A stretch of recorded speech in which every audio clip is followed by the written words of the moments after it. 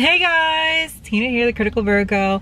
Welcome back to another Fragrance Fridays. So you see I got a sweater on, I have a turtleneck on. It's pretty chilly outside. It's like, well, it's chilly for Florida, let's be real. It's nothing compared to what I was experiencing when I was in Ohio. But right now it's 55. It was like 38 this morning when I left the house. So starting to warm up a little bit, but it's not gonna get very much warmer than this. So I just wanted to talk to you guys about what I wore yesterday. My scent of the day is actually one of my favorite leather fragrances of all time. Wild Leather by Mancera. I don't know why I haven't done like a review on this. I really should one day, but today is not the day for that. Today is not the day. But it is one of the sexiest leather fragrances I have ever worn and owned. And the funny thing about this, actually, let me just say this. The first time I tried it out, I hated it. I hated it. I was like, what the hell am I putting on my skin? This is disgusting. But now I love it. So it always makes me wonder what other people think of it when they smell it on me. Like, do they think it's disgusting like the way I thought it was when I first smelled it? Or, I mean, like, has my nose just changed? Have I, like, figured out that it's nothing dangerous, so it's not offensive to me anymore? I don't know. Maybe my tastes have changed. No one's really said anything negative. No one said anything positive either, so that's just something to think about. Yesterday, I tried out another PK Perfumes fragrance. It is, I don't know if it'll come up on the card, Red Leather. And you can see I didn't use very much of it at all. It was literally just a smidgen that I used. Normally I'm like down halfway with the sample. I'll tell you why. So I put this on in the morning. It was like 8:30.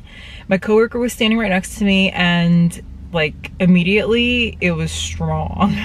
This is not the most challenging fragrance I've ever tried, but it's up there. It's a little funky. So if funky's not your thing, you don't want to watch the rest of this video. But if you like those special fragrances that are just a little something extra, then keep watching. Okay, so when I put this on, and there's really no good way for me to describe this, so I'm not saying this in a bad, negative way. I'm not trying to put the fragrance down whatsoever, but this is just the most accurate way that I can describe the way it smells. The first thing that came to mind when I tried this was tar, burning tires, leather, and pine, like pine trees. My coworker who was standing right next to me said this smells like pine sol with something extra. About 20 minutes later, another coworker came into the area, and she said that it reminded her of the tire department in Sears with something extra. Nobody really liked that animalic quality. They said that it was just a little too funky for them. For me personally, I'm going to give this another wear before I for 100% say that this is a pass for me, because like I just said in the beginning, Mancera Wild Leather was a fragrance that I absolutely hated the first time. I don't necessarily hate this one. It is just a different kind of funk for me. And the thing that I worry about with this one is something that I had mentioned earlier too, is, you know, what do other people think when they smell me wearing this? Like, is it totally offensive, and they're just not saying anything? Or is it like something that's really good? I'm a little worried, because my coworkers actually asked me if people like to wear this, if it's actually something that people buy, and I told them, you know, yeah, because there is definitely a market for it.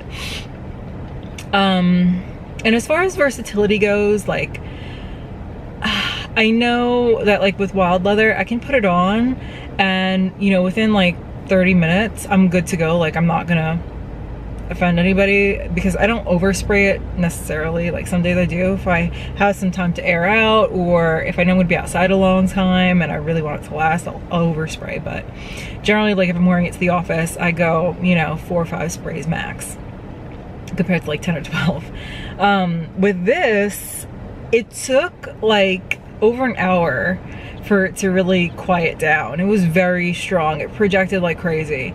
And you know, normally I enjoy that in a fragrance and it's something that I look for, but the kind of feedback that I got on this wasn't 100% positive. So I don't know if, I really don't know how I feel about that. I really don't know how I feel. I'm gonna say that from a versatility standpoint, this is not a fragrance that you would probably get a lot of wear time out of, because, you know, it's definitely not something that I'd wear to the office. I would wear it out like on a date night with caution. It's a fragrance that could definitely be a turn off. So if it's something that you're considering, I would get a sample and also have your significant other smell it and give you some feedback, because this has the potential to be a major turnoff. There's a very heavy animalic note in there. You could definitely tell it came from some sort of animal. I don't know what kind, but it was definitely from some sort of animal. And it is strong. It is, and it's there the whole entire time. When this dried down, it was still pretty linear. I still got a lot of that burnt tire leather aroma. The pine settled down, but that animalic quality was still very much there. It didn't jump off of my skin like it did for the first hour. I wasn't like filling up a room everywhere I went, which was a good thing. It only projected off of my skin for about like 3-4 inches. So, you know, that is a positive to it, but if I were gonna go for a cold weather fragrance, then probably be something else. I really thought, I honestly didn't look at the notes to this one before I tried it out. I didn't even read up on it. I just kind of wanted to go into it and like form my own opinion. So I really didn't know what I was in store for. And, you know, I tried gold leather before this one, so I think in my mind I had like a different expectation. And if I had to choose between the two, it'd be gold leather all day, every day, hands down. This is definitely interesting. Definitely interesting. And there's totally a lot of creative thought behind it, and it's like nothing else I've ever smelled before. But from a usability standpoint, in my opinion, I wouldn't get a lot of wear out of it. So it's a pass for me. 99% sure I'm gonna wear it again. I will update you if my opinion changes.